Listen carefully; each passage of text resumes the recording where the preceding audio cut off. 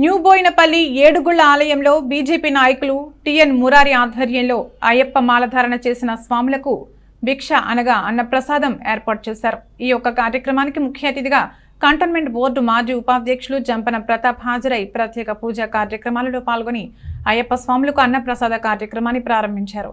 మొదటిగా జంపన ప్రతాప్ మురారిలు ఆలయంలో దుర్గమ్మ అమ్మవారికి ప్రత్యేక పూజలు నిర్వహించారు.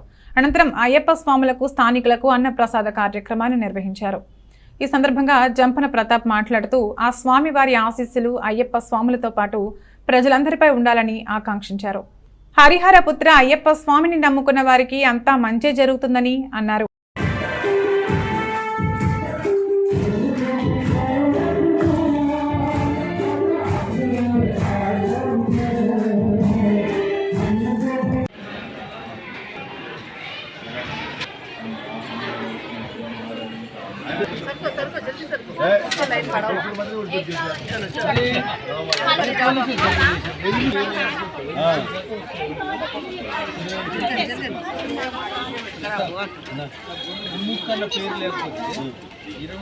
అన్నం వేస్ట్ చేయద్దు, మీరు ఇంతగానే వేసుకోండి.